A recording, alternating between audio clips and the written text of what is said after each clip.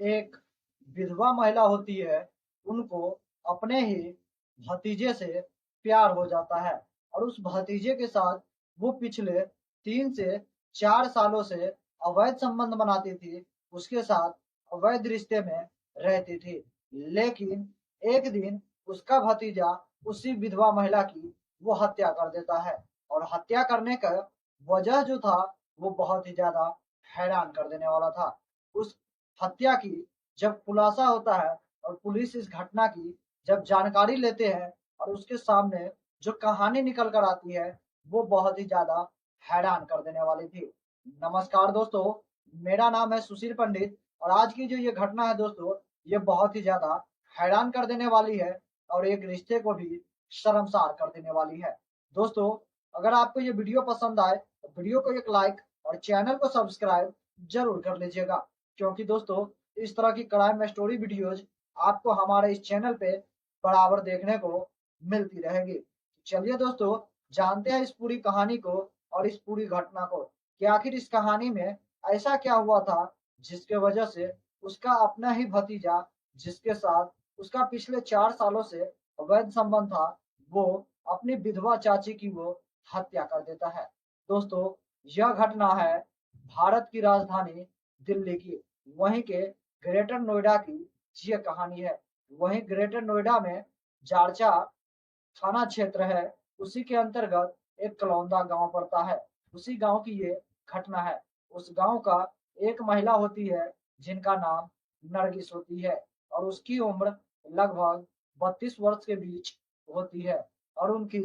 पति की किसी कारणवश एक दिन अचानक से मौत हो जाती है और वो नरगिस, जो कि एक विधवा की जिंदगी जी रही थी, तभी उसको अपने ही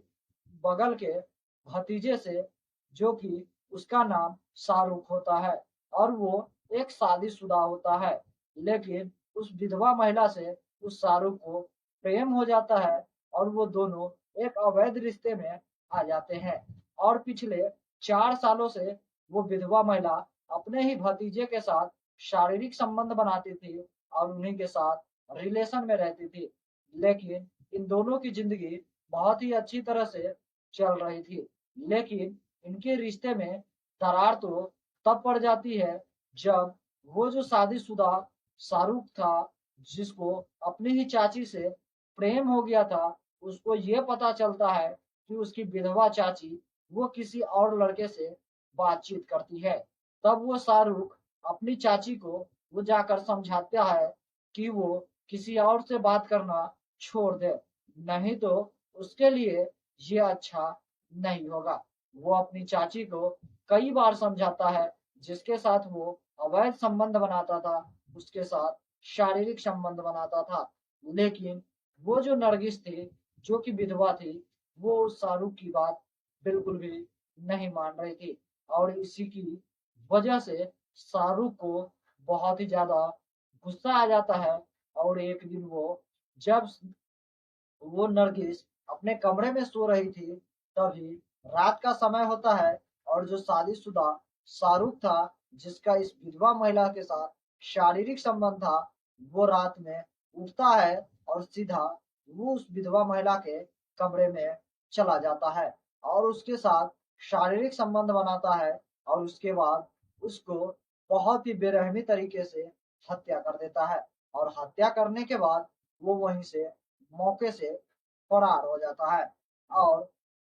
जो नरगिस थी, उसकी सास बगल के कमरे में सो रही थी और इस घटना की जैसे ही उनकी जानकारी हुआ, वो काफी हैरान कर देने वाला था और उस कलौंदा गांव में बवाल मचा दिया और इस घटना की जानकारी जब पुलिस को फोन करके दिया जाता है तो पुलिस टीम में भी हड़कंप मच जाती है और चर्चा थाना क्षेत्र का जो पुलिस टीम होती है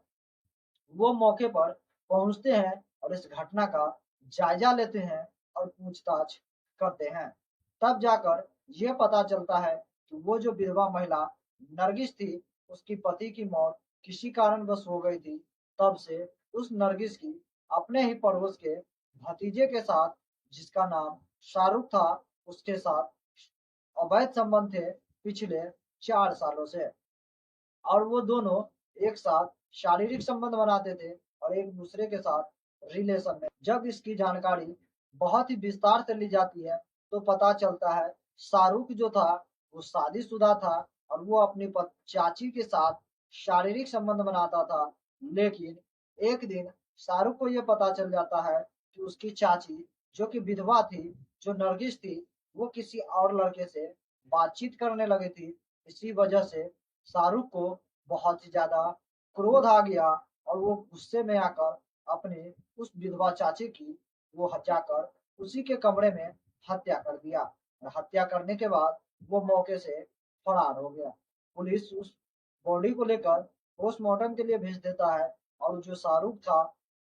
जिसने उस महिला की हत्या की थी, पुलिस उसको गिरफ्तार कर लेता है और गिरफ्तार करने के बाद उसे कोर्ट में पेशी की जाती है और कोर्ट में पेश करने के बाद कोर्ट उसको सजा सुनाता है और जेल भेज दिया जाता है। और पुलिस इस तरह की घटना से सभी को सतर्क और सावधान रहने के लिए भी कहता है, क्योंकि आजकल की इस तरह की घटनाएं हमारे समाज में आए दिन होते रहती है, जिसे लेकर सभी को सतर्क और सावधान रहने की जरूरत है, क्योंकि इस तरह की घटना कल आपके साथ भी हो सकती है। इसीलिए मैं भी आप लोगों से गुजारिश करूंगा कि आप लोग सतर्क रहे और सावधान रहे। और अगर आपको ये वीडियो पसंद आई हो तो वीडियो को एक लाइक कर दीजिएगा और चैनल को भी सब्सक्राइब जरूर कर लीजिएगा। और इस घटना को सुनाकर हमें किसी के दिल को ठेस पहुंचाने का कोई भी इरादा नहीं है। बस आप लोगों को जागरूक करना है और सतर्क करना है, क्योंकि इस तरह की घटनाएं अगर आपके साथ भी हो सकती है। इसीलिए आप लोग सतर्क रहिए, सावधान रहिए। बाकी इस वीडियो से मैं विदा लूंगा और फिर मैं मिलूंगा आपसे अगला एक नई एपिसोड में एक नई कहानी के साथ। तब तक के लिए जय हिंद, जय भारत।